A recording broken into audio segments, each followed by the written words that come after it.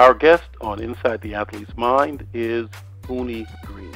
Unni grew up in Sweden as a semi-professional figure skater. She left home and moved to Miami, Florida at the age of 17, enrolled in and graduated from the University of Miami. Unni is the mother of 4 children who has dedicated her life to helping others achieve optimal health and fitness through proper exercise and sound nutrition. She is so good at her craft that she's known around the world as the Diet Diva. Unni is a published author and has been featured in magazines such as Oxygen, Natural Muscle, Sunset Drive Magazine, and Ocean Drive Magazine. Unni is a certified personal trainer, highly sought-after nutrition expert, certified sports nutrition specialist, and a certified master trainer. Unni works with superstar athletes, fitness model competitors, world champion boxers, mothers, fathers, and kids. She also helps athletes rehabilitate after injuries. Unni is also host of the Janet TV show, Your Best Body Ever. She's the official fitness and diet coach for Janet TV, publishing articles and providing advice to Janet TV's audience. Unni's very popular book, Eat More to Lose More, teaches everything regarding shedding fat and getting in the best shape of your life. That book is available at eatmoretolosemore.com. And even in her 40s, Unni continues to compete in fitness competitions and, as a result, provides a sterling example to the professional fitness competitors she coaches. Inside the Athlete's Mind is proud to welcome Unni Greene. Where were you born? Oh, I was born in Gothenburg, Sweden, which is a beautiful but very cold place. Very cold. Now, how did you end up in Miami, where you live now, the Miami area, right? Yes, that's a great question. I never envisioned going so far away from my home, but I actually started looking at different options, and Miami intrigued me. The sunshine, the warm weather, the friendly people, the culture. It was different back then, but it gave me a totally different world, and that's where I wanted to be. So I applied there, and I have some kind of brains, so I was accepted. There you go. Great. Now, talk to me about the kind of what was it that made you say, because you're right, most people don't leave where they're from. Most people stay where they are. This is across the world. They stay where they are. They don't venture out. What made you say, because as you're right, I've been to Sweden, and it is a long way geographically and also just culturally. It's a huge difference. What was the switch in your mind that said, I gotta go and I'm going to Miami? Great question. I had been here to visit. My brother was here already. He played varsity golf for UM. And I was just like, wow, this is incredible. I'm walking around in December in a t-shirt.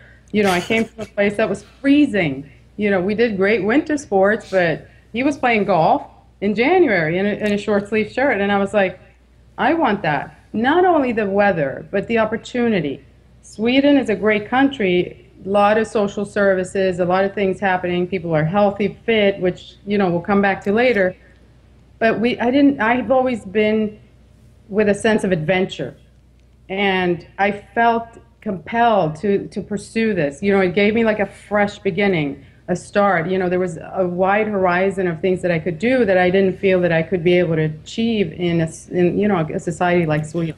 Yeah. Yeah. So you mentioned your brother. Tell me about your family, mom, dad, and that sort of thing. Mom and dad were amazing. I was blessed to grow up in a household that was really healthy. Mom made her own food, grew her vegetables. Dad was out there. He was biking. He didn't even own a car. So that was my... Of course, I understood that wasn't normal, but to me, that was my lifestyle. At 5 years old, I was allowed to eat candy once a week. Everyone else, grew up with sodas, fast food, French fries. I never had that. So that was a huge benefit. I have a sister and a brother, but I learned a lot of things early on from watching them and just trying to grow fast. So at the age of 17, I was already in college, which, is pretty early. And coming from Sweden and mastering the language, applying myself and being here was a big accomplishment. But I attribute that to my family giving me the love, the support, and the help from the beginning. Wow. Yeah, that it was amazing. Like growing up in Sweden, physical activity is part of the culture. We walk to school. It's everybody has a car. It's just incorporated in your lifestyle. Now, for me, because of my parents' passion for fitness and health, I was downhill skiing, at the age of I think 9 months. I mean, Wow. we have like videos where, I'm the smallest kid on, Right. on there. I'm going straight that was my childhood and always looking up to my older brother and sister.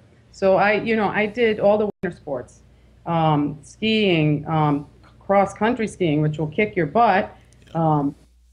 um, ice skating, fishing. I mean, all the winter sports, even, cutting down Christmas trees. We got them by ourselves. Yep. Then in the summer, everything changed. It's swimming, it's golf, it's tennis. It's a whole different world. But we were exposed to all of it, and my parents made it a point that we should try everything, which I'm very grateful for because it gave me the broad, education in sports that I think a lot of times is lacking today because people specialize early on and they don't get to try everything. I tried everything. Yep. What I stuck with was figure skating, and I was a figure skater from the age of 5. Wow.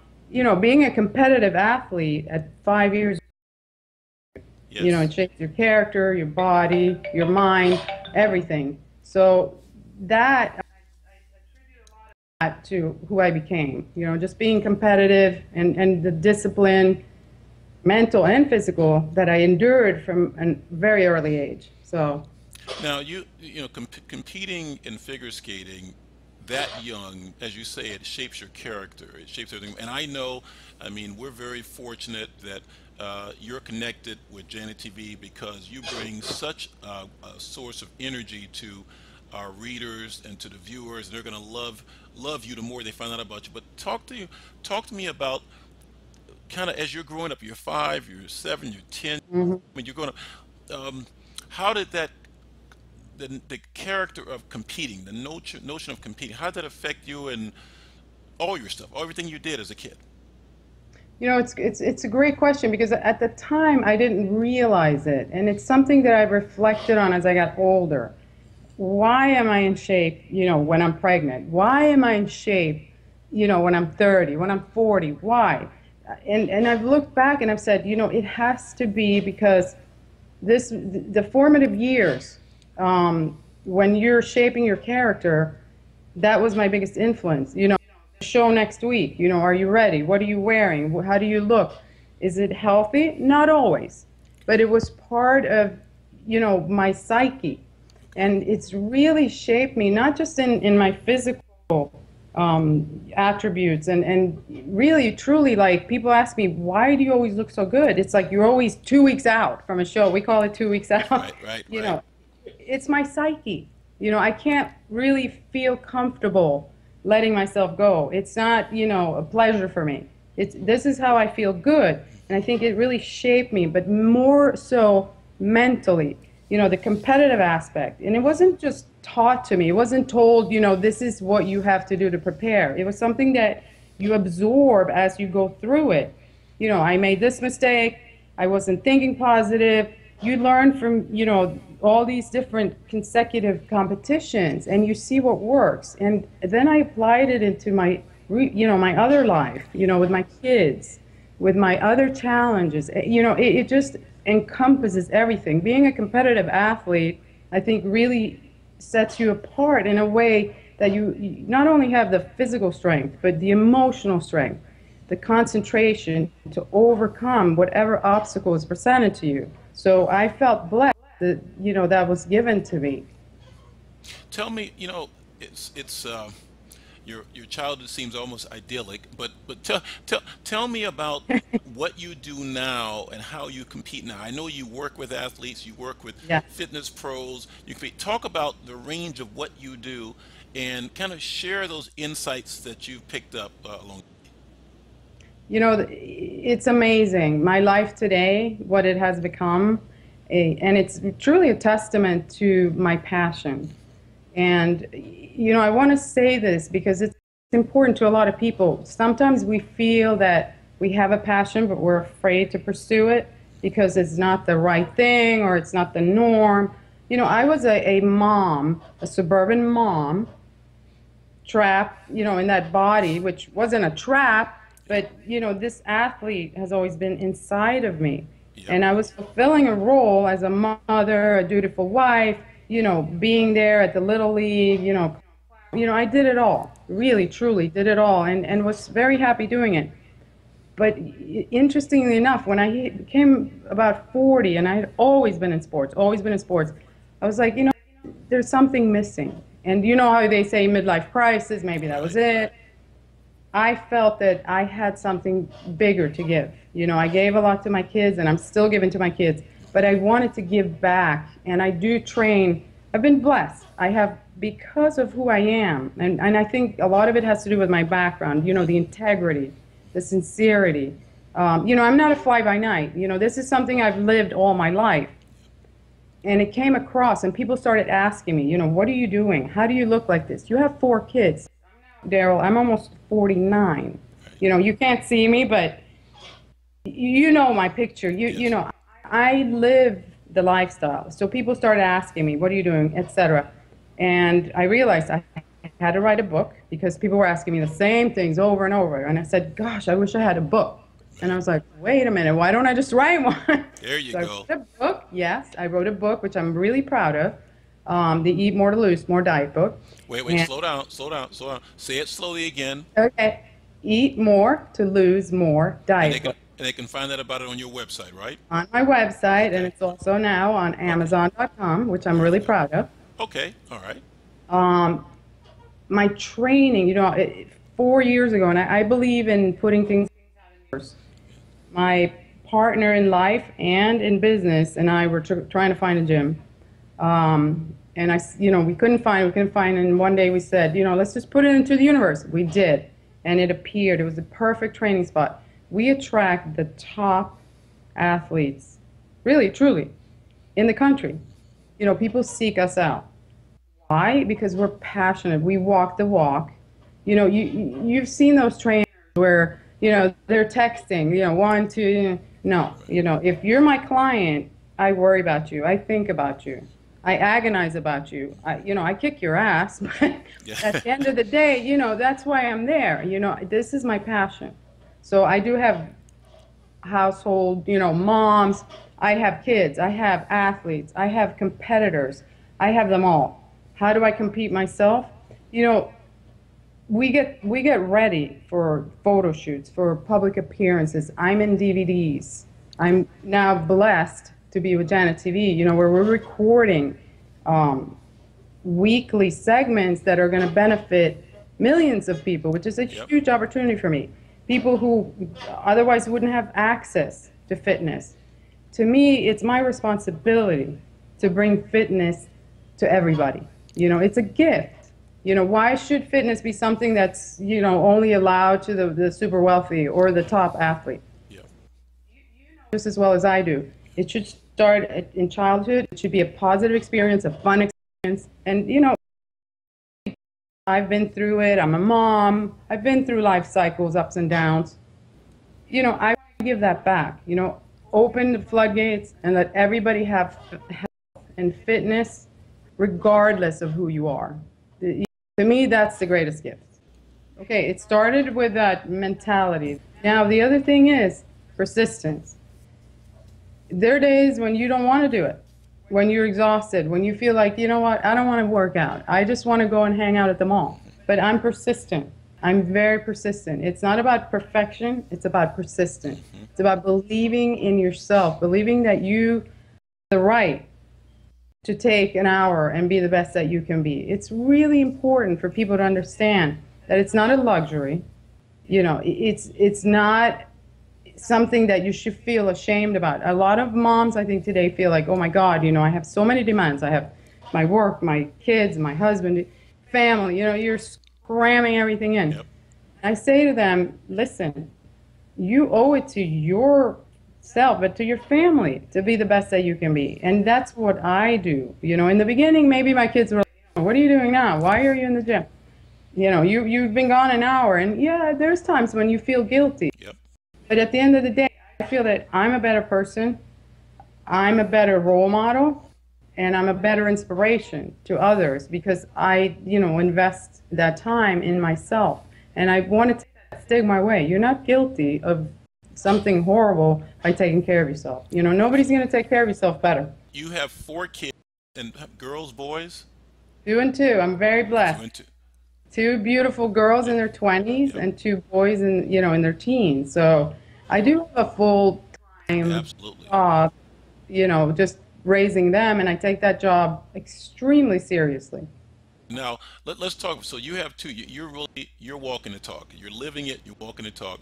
Tell me given that you have two girls who are basically adults, what would be the number one most important piece of advice you'd give a young girl, your daughters, or someone else's, or someone who's watching that who's a Right. young woman? What would be the number one advice you give them? As a young woman, Hmm. you have the right to be strong and you never back down. Strong and You never back to wow. Wow, that's good. That's good stuff. Where does that come from? You said that with a certain amount of passion. passion. Yeah. Where does that come from? I watch like you do, you see the magazine covers, I mean, as young women, we're taught to be, compliant. We're taught to be submissive. You have to be nice. You have to, fit in. You have to look a certain way.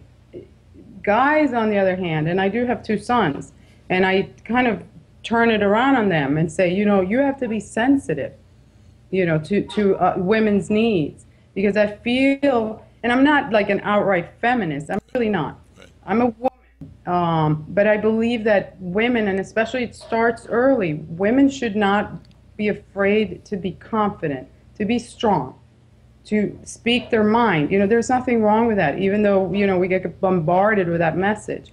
I want girls to be athletes. I want them to walk on a field and be proud.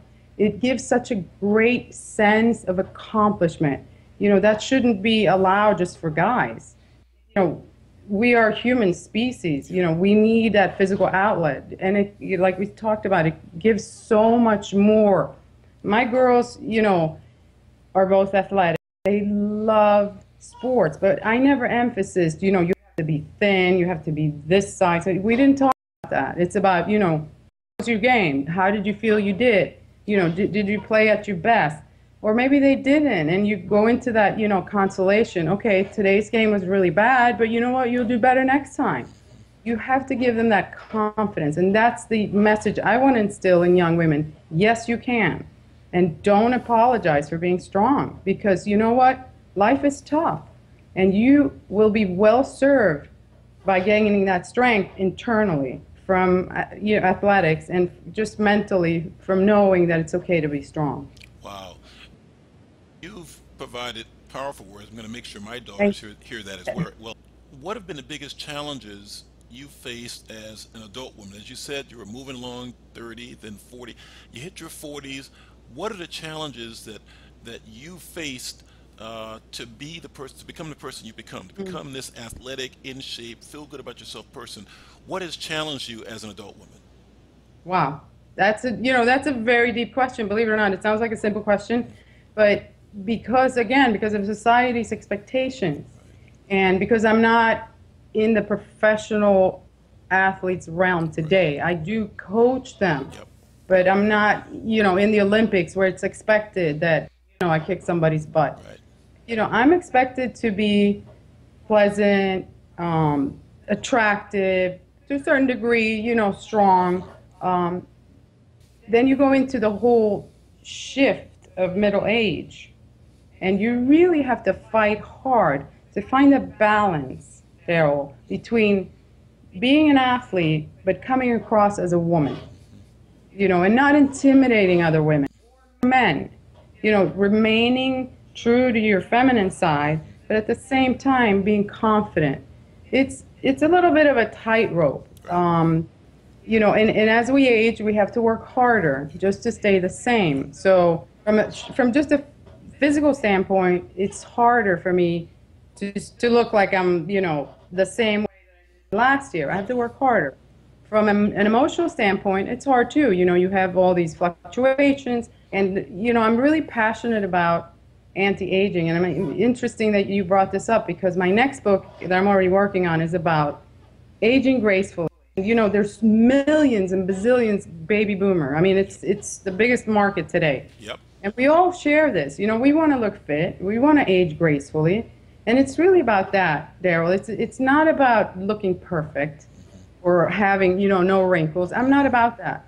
I'm about being the best that I can be in a natural way and waking up and being, excited about, having pain getting out of bed or having to go to the doctor to prescribe something. It's about health, and it's about feeling the best that I can be at my age without pissing other people off.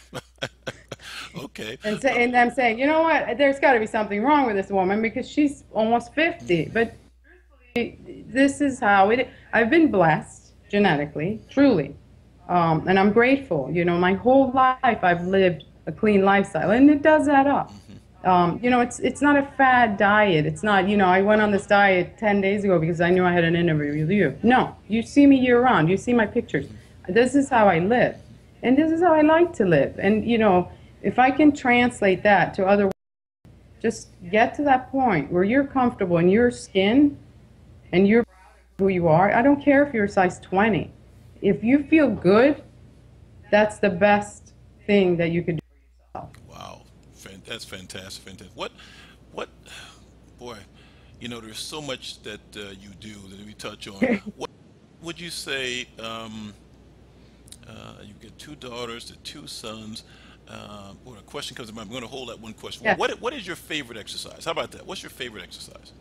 Wow. It's so funny because everybody hates leg day. I mean, we make a joke. It's like leg day is like dreaded day. Like, you go on Instagram and it's like, oh, it's leg day. I love to work my legs. Okay. If I could work legs, and I do work weight training, I do the classic weight training, and I add cardio. But leg day is my absolute favorite. And I think that has to do with growing up as a figure skater, a skier, using my legs. I mean, I feel that the power that you elicit, it gives you like a rush. There's no greater thing for me than working my legs. Yeah, I could do upper body, and I like, but hey, leg day comes around, I'm like, yay, I get to work legs. I love leg day. Wow. And I kind of do it a little too much, probably. Okay. Okay. What is your least favorite exercise? Oh, God. Oh, you know what? That's a good question. I hate stationary cardio. Okay. I mean, like, standing on a treadmill and walking and Okay. sitting on I have to do it sometimes, but I think it's absolutely the most boring. You have to bring a good book or something because, to me, that's almost like punishment. And, I tell a lot of my clients, if you hate cardio like that, don't do it. You got to find an outlet to have fun. If you like dancing, go dancing. That's cardio. Go swimming. Go for a bike ride. I don't have the luxury of time because I run a full-time business at my gym, So Me Fitness. So believe it or not, I don't even work out every day. I don't have time. But if you hate cardio, don't do it on a treadmill. Why punish yourself? Exercise should not be punishment. It should be enjoyed. It should be your outlet, your joy. Now So, you're named the Diet Diva, yeah. which I find so interesting because typically, if someone is kind of a diet guru, you know, they're like diet, diet, diet, diet, diet first. Just explain to me what being the diet diva means to you. What does it mean to you? Good question. Let's take a step back. Diet diva. Okay, the first thing about diet diva is the name. Okay, so people see me and they say, it's interesting. You're not a diva. You're not. You think about a diva, it's like the long fingernails, the Rolls Royce, the mink. I'm. If you want to look at down to earth, that's me. So I should probably be diet down to Right. earth. I am the diet diva. I was coined the diet diva by one of my very dear friends, Jennifer Lee, who is a beautiful fitness model, and she's got accolades that you can't even imagine. She's written books. She's one of my closest friends. She coined me the diet diva because she wanted to bring sort of like that sexiness into diet. And she says, I do that. She says, you know what? You're not that boring nutritionist. You're not the nutritionist that says, here's the food group, here's what you're eating. Right. You're the diet diva because you encompass everything about diet. Now, Daryl, diet is 80% of how we look. 80%. We put pills, potions, stuff into our body and daily eat food, and we forget that food has the same potency as some of our medications. Okay. I mean, it's remarkable. So I've developed this huge passion. When I was about 15 years old, I started studying nutrition. Oh, And okay. yes, so it's been a lifetime of just, can't absorb enough. I'm intrigued. I constantly want to learn more, and I've learned a lot. And being the diet diva to me is an honor. It's a huge responsibility. And I feel that you have to live what you preach. You practice what you preach, and I do. And it's not a sacrifice. It's not, oh, I got to eat this because I'm the diet diva. I can't do this. No, it's just this is how I am and how I feel good, and I think that translates. I have compassion.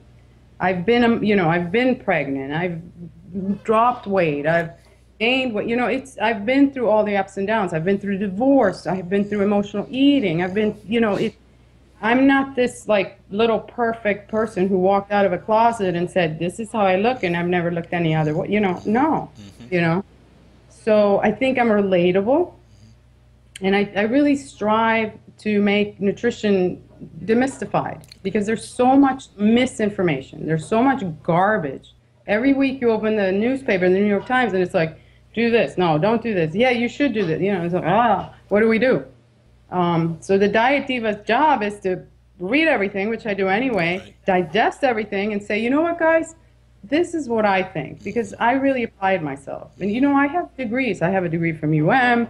I have degrees from ISSA, which is the most rigorous certification that you can get in sports. You have to have a college degree even to get in there. So from that standpoint, I feel that I have the authority to really speak and make it simple. Okay. That's my goal as the diet diva. And I can tell that from the response we get from the things you write for Janet TV, that's true. You take information and which, as you say, there's so much stuff out there, and you take it and folks read it and like, okay, I can do this. This works. Let me go do this. It's very powerful stuff, and so I'm Thank you. behind you all the way about that. What relaxes you? You're a pretty busy woman. What relaxes you? Oh, I love, it's so funny. Almost anything will relax me. I mean, a workout will relax me, a bike ride will relax me, physical activity relaxes me. Daryl, when I'm really stressed, and we all get stressed, I have kids. Listen, I have a kid, who just started driving. I have one in another state. I have them all over. I'm stressed. Right. I own a business. What relaxes me is not sitting down, watching TV. That really doesn't. It would be a physical activity. It really helps me just broaden my horizons, like forget how really small and minute my problems are. You look at the universe, you see the nature, you hear the birds, and you're like, you know what? I'm good. Life is beautiful. Get over it. Whatever it is, that relaxes me. All that. Another thing that relaxes me is music. And music Okay. has a powerful impact Okay. on the way you feel. You can put on like a sappy song, and all of a sudden you're like, you start feeling sappy, But you put on something upbeat, and you're like, wow, I want to go dancing. Yep. So it's really kind of cool how you can play with music and how it influences Okay. your mood. Okay. Wait a minute. Let me go with that. What's one of your favorite songs? Oh my God! Right now, it's that's a good question. Well, right now, which is Okay. kind of sappy, but Okay. and I do like it because it mixes, with the JC, Yep. with his hip hop, and then you have Justin Timberlake, who's like got the voice of an Yep. angel, and I just like that it just takes me somewhere. I don't know. I put that on and I'm like, Wow. wow. Okay. Yeah, Now, when you lead, you do you still lead workout sessions? I mean, with groups, I do. with groups. Okay, I do. okay. So I look at that as competing. I mean, to me, when you put yourself on stage in front of people, You're right. it's competing. What is it that, well, do you get nervous before you compete? Do you get nervous before you flip the switch and lead people? No. Oh, wow, that's good. Did you ever, or is this something that comes from years of Yes. competing? Yes, I did. It's funny because when I started as a 5-year-old competing, there was times when I was like shaking, literally, like my skates were, I said, I can't. You look out into the dark and there's 40,000 people watching you, and you can't fall. You've practiced for 9 months, but you cannot fall. And just knowing you can't fall right there, you're like, okay, that's not a good thought. Right. So you got to go out there, and that really shapes you. You have to come inside of yourself and say, I can do this. You look out there, you open the curtain and you say, wow, how am I going to do this? And then you just have to do it. The more you do it, the more at ease you become. Now, you're right, going and teaching in front of 200 people. I've been at conventions where I have to lead classes of 200 people. The first couple of times you do it, you're not as good as this, now. Um, when I go on stage, like you say, and I teach my classes, I derive such joy, and I think I compete with myself. I just say, like, you know what? I'm going to give them the best workout that they've had this week. I take such pride in it that I forget about being nervous, or I just, because I do the workout with Mm-hmm. them, it takes away all that. Like, I'm not directing them, I'm doing it with them. And I tell them, look, and I do this in our show, Best Body Yes. Ever. We're doing this together. Yes. I'm sweating with you. This hurts, but we can do this. And that motivates me. And nervousness is just gone because I feel so connected to the viewer or my class participant that, it's not about being nervous. It's about bringing out the best in me and in them. Wow. So, Wow. yeah. You're sharing so much now, but I have to ask the question: what should fans, your fans, and the new fans know about you that they don't? Wow, that's a good question. And fans, it's weird for me. Like, even having that word fan is like, wow. Me having fans, I call them my fitness family and friends. Um, you know, I think a lot of people can see who I am. They should know that I speak 5 languages. A lot of people perhaps don't know that I have really, I'm well read, that I have a background with education. I went to school in Sweden. It's a very different situation. You have to do well in school. You do a lot just with your mind. A lot of people think that perhaps it's very glamorous to be doing what I do, but it's really hard work. Yep. I get up at 4 in the morning to get ready to, train my clients. I leave my gym at 8 o'clock at night. It's a long day. Um, we might look glamorous on those occasions that we make ourselves up and we're and rah, rah, but we have bad days too. And it's a gift to give, but people should know that we're human. That's the number one thing. We are human. And, just like anyone else, it's a gift to motivate and to be there for others. But I'm no better than anyone else. I'm their friend, and that's my role. One of the things I like about our discussion and your sharing is that you've distinguished yourself from those images that are put on the cover of magazines, which seek to sell Right, themselves better than people who can look right. at the magazines. But you're very approachable, and that's one thing I've enjoyed about you since we first met. Who has helped you during your journey? As you say, your journey, you've had the ups. Who has helped you on your journey to where you are now? It's great to think back, and you don't realize always who helped you. I have to attribute a lot of it to my parents, just being there. And really, my dad has a great saying. He says, you have to pump up your kids with love. And he sort of goes like, with one of those pumps that you, because he says you want to overinflate them because life is going to throw darts at Yep. you, and you just need to give them so much love that they have excessive love, so that when little by little taken away from them, they still have enough love. Hmm. My parents, number one, never doubted me, said, you know what, Uni, you're a girl, you can do jujitsu, Okay. you can play hockey, you can play soccer. They never said you can't. That's unusual. This was almost 50 years ago. Hmm. They were really visionaries, and they said, you can do it all. So, wow. Just growing up with that was huge. Yep. Yep. Then going through life, my kids are a great support, believe it or not. They're proud of me. Mom, wow. Instead of saying, Mom, it's kind of threatening because other moms talk about you, they're like, you know what? For you. Hmm. That's important to me. My fiance, William Del Sol, always, pushes me to the point where sometimes I'm mad, like, God, can I get some kind of like understanding here? My foot hurts. He's like, get up, do it, come on. A great coach. He's my coach. He says, keep going. Hmm. And you learn a lot from that. You suck it up. Hmm. Sometimes you have to suck it up. Again, Jennifer Nicole Lee, she's really a great role model to women, and especially to me, because she shares. She's genuine. She cares. It's not about us, as you say. It's not about you, not about me. It's about everybody out there. It's about us lifting everybody up together. We can do this together. We can all feel, by helping someone else, I feel better and the other person feels better. Okay. What's your biggest mistake?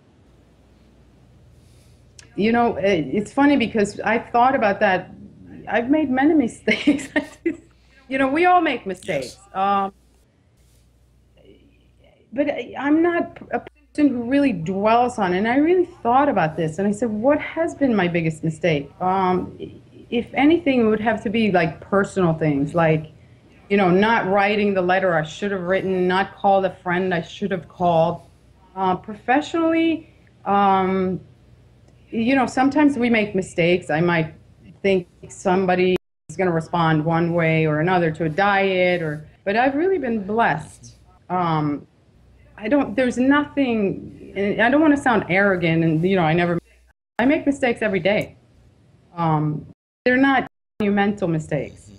Um, if I've made any mistakes that have really derailed me, I try to get back on track. I don't look back. I'm not that person who's going to dwell, I should have done it this way. It's done. You got to move forward. You can only better yourself from today You and seem do to have better the next. you have a very rich mentality about this because an athlete can't dwell on the game loss or won't win the next Right, game. They got to what they did, put together a plan of action and move forward and just keep moving right, forward. Move. And by the way, you mentioned your daughters earlier and the way you were brought up. That's one thing I've tried to encourage in my daughters is kind of an athlete right. forward, moving forward and forward. And be that this is coming through from you. So I mean, you really. What about disappointments? Has there been a big something? Oh no! Life. There's always disappointments. On a personal level, my biggest disappointment, and a lot of my friends know this, was my divorce. I was married for 21 years to the man that we have our children together. That was probably my biggest disappointment because I had that view, of the Cinderella story. You get married, you have your kids, you have to worry again, you will provide, you'll take care. That was humongous.